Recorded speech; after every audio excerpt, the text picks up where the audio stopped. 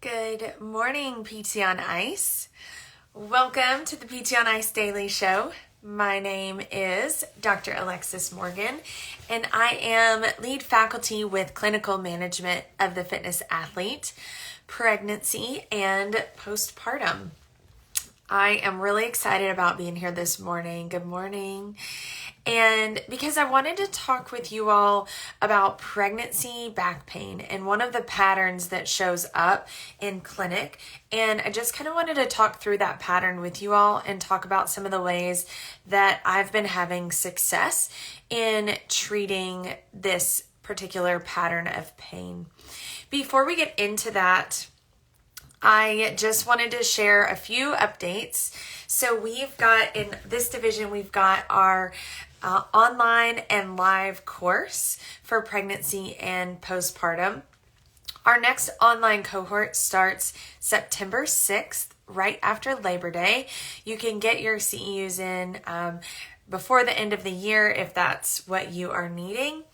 And so that starts September 6th. You can sign up now. If you're interested, shoot me a link and shoot me a DM and I can send you the link to sign up, but it's on ptonice.com. And then we've got several live courses planned throughout the end of the year. And now we're planning into the beginning of next year. So about one a month over the next several months. And we are all over. So there's going to be this upcoming weekend, I will be in Cincinnati, Ohio. And then we're going to be in my town in September in Hendersonville. So if you all are looking to get hands-on with this population of pregnancy and postpartum, we absolutely love our live course. On day one, we talk about pelvic floor. We introduce the standing exam, and we really bridge the understanding of what you find in pelvic floor and how does that pertain to the fitness athlete. We talk about things like squatting and Valsalva, breath holding, all on day one as we're assessing and treating the pelvic floor. And then on day two, we go into the gym and we apply everything that we learned yesterday on the pelvic floor. And we learn even more about how the body should move at the gym, different modifications we should make, and different ways to bring those athletes back postpartum. So we would love to have you in either of those courses. Check out ptonice.com to find out more details and see if we are coming close to you throughout the end of this year. So let's talk about this pattern of back pain. As we know, back pain shows up in many different forms, and we talk about that in our lumbar course within ICE. There's various patterns that generally show up, and we've got to assess that very well.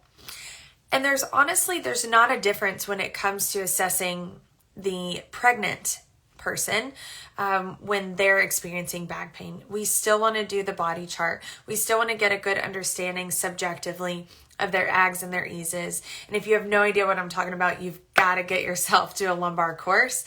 We've heard countless people say that course has dramatically shifted the way that they practice. So get yourself to that course so you can understand kind of the foundation of what I'm talking about. But we really want to do that prior to diving into that physical exam. And again, with the physical exam, there may be a few changes, especially if someone is pregnant and is showing a decent amount. As far as that objective exam goes, but we're going to dive into a few key things that show up in this particular pattern of pregnancy or post-pregnancy back pain.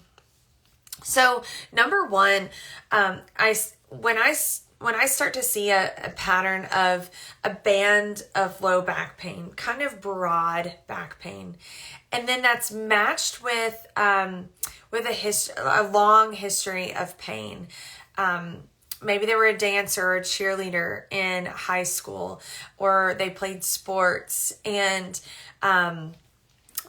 and it's been off and on hurting for a long time. This is starting to cue me into this particular pattern. They may or may not have leg symptoms with this pattern, but it's kind of that band, that broad band of back pain. I'm like, show me where it's bothering you. And they're just like, it's just all through here.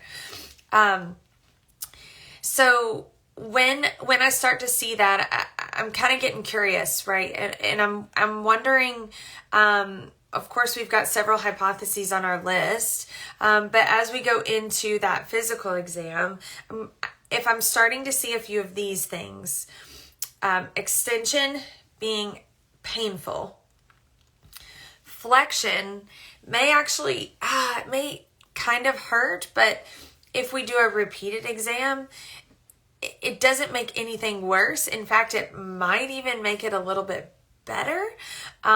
Range of motion, maybe pain, if we're starting to see that.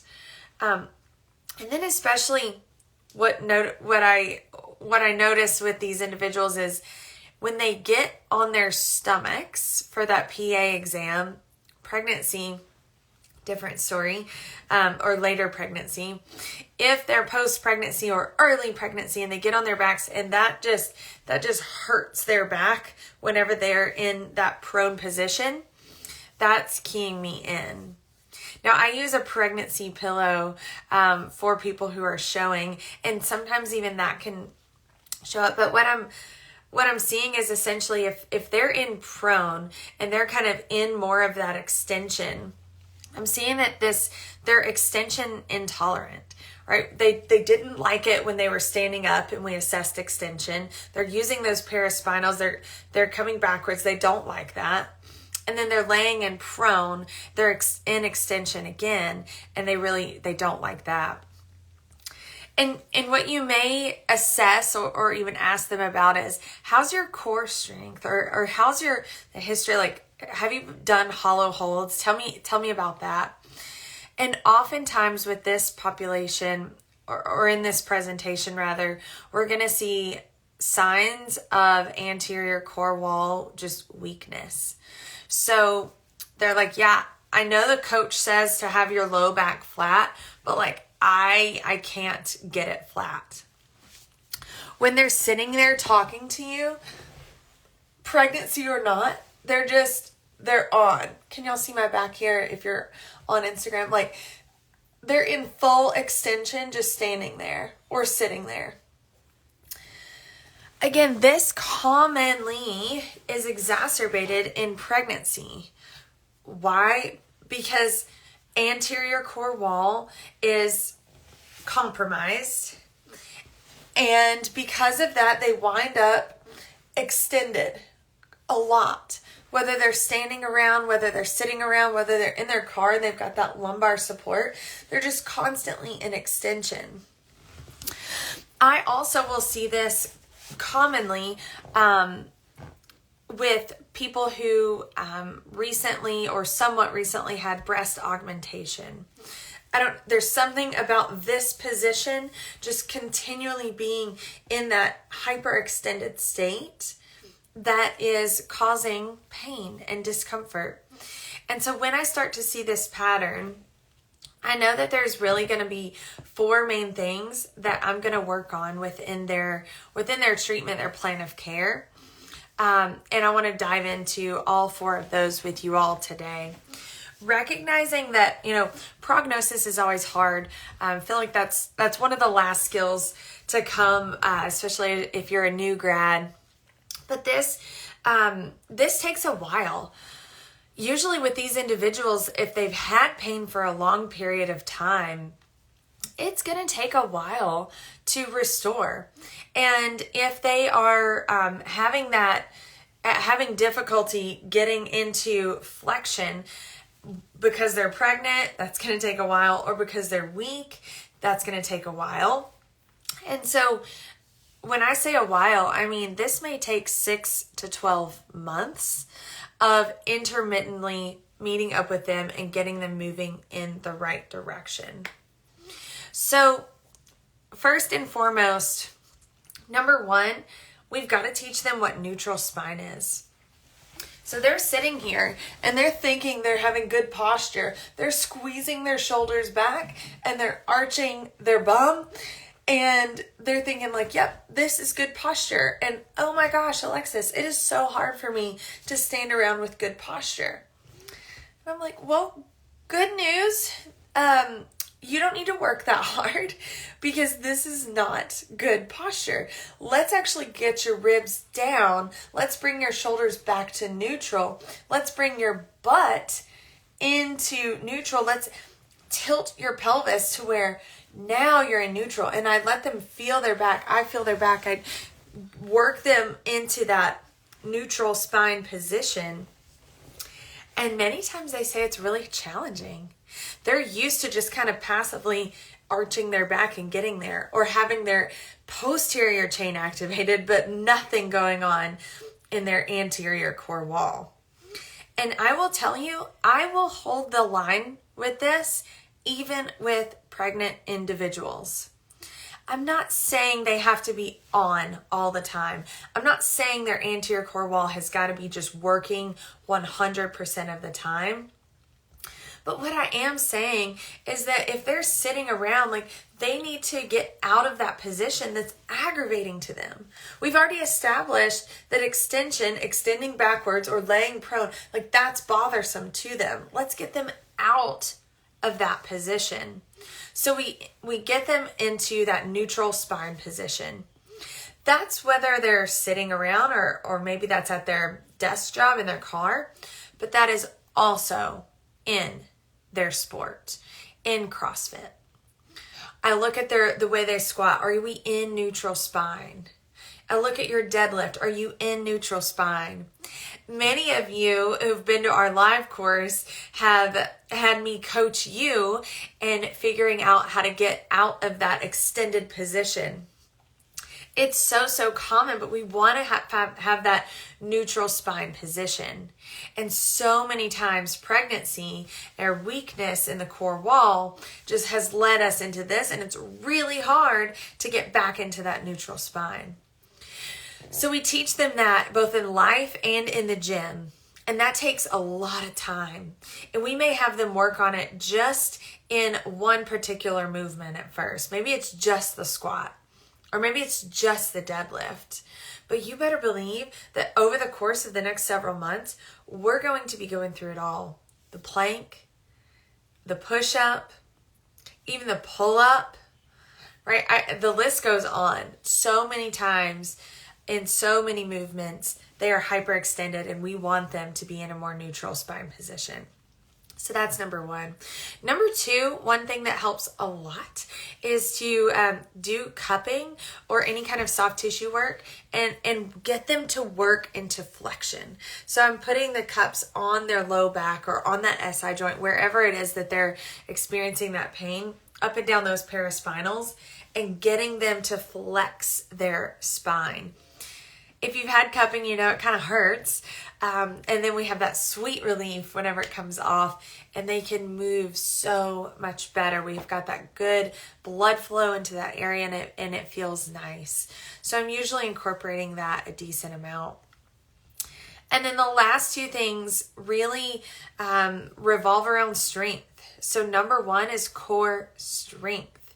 I mentioned it already with going into neutral spine, but we've got to work their hollow hold position. They need to know how to do a correct hollow hold position. Many times, these individuals are arching their backs and wondering why their anterior core wall is not getting stronger. You're not working your anterior wall if you're arching your back. Not as well as you could be if you were posteriorly pelvic tilting and you were flattening out that lumbar curve. That's what we've got to see. That's what we've got to get strong at. Starting out with a Tabata of hollow hold. I don't care if your arms are down, your knees are up, and you're just balled up. That will challenge them, and that's what they need. And I tell people, get used to the hollow hold, because that one will stick around. We can start it out all balled up, and then work by adding levers, an arm, 2 arms, a leg or 2 legs, and work all kinds of variety there, making sure that they're staying in that hollow position the entire time. And then lastly, kind of flipping over on posterior side, we've got to strengthen their glutes. So doing things like a Superman, but not worrying about the back, more so worrying about the hip extension.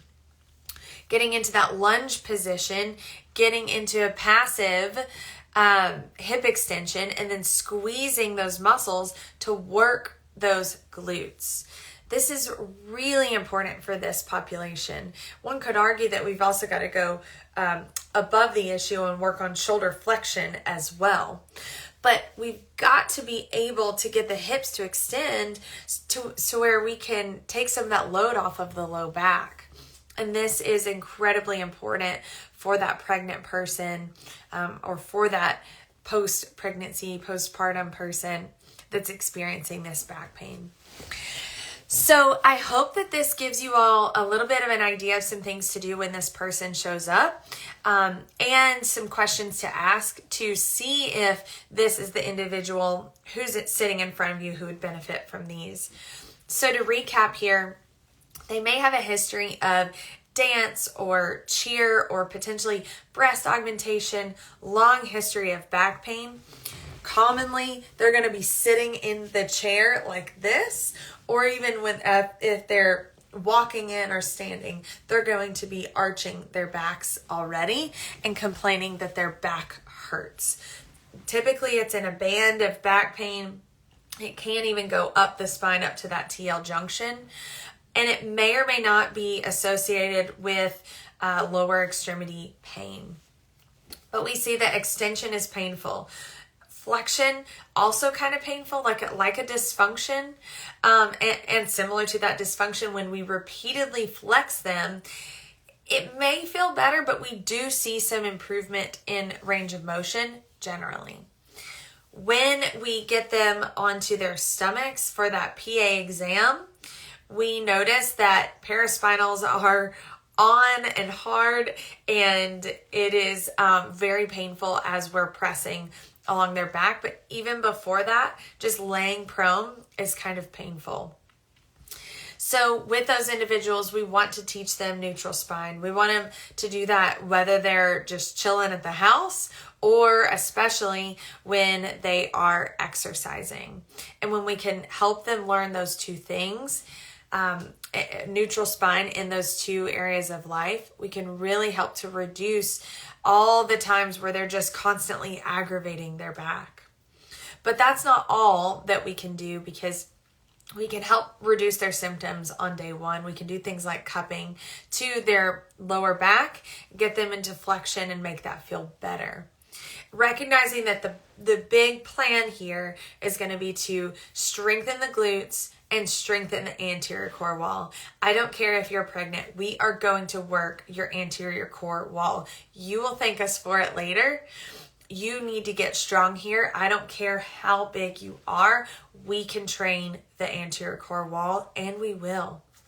So those are our treatment strategies. And I hope this was helpful for you. I hope that the next time you have this person come through your door, you are able to knock it out of the park with them. Remember, this takes a long time. So this may take, 6, even 12 months, but they're going to come back. They're going to come back from working into flexion, and they're going to say, I was feeling better. And when they say that, we know that we're moving in the right direction. When they're tolerating that extension a little bit better, we're moving in the right direction. So keep pushing them forward. And that is all I've got for today. If you are curious about how we load the core wall in pregnancy and in postpartum, how we control for things like doming, coning, or philosophies on that, we would love to have you join our course. So our more hands-on course where we're in the gym and I'm coaching you through it, that's going to be our live 2-day course. where we go through online for 8 weeks and talk about all of the strategies that we use within coaching. That's going to be that course. So hope you all enjoy and would love to continue this conversation. Thanks so much for joining me this morning.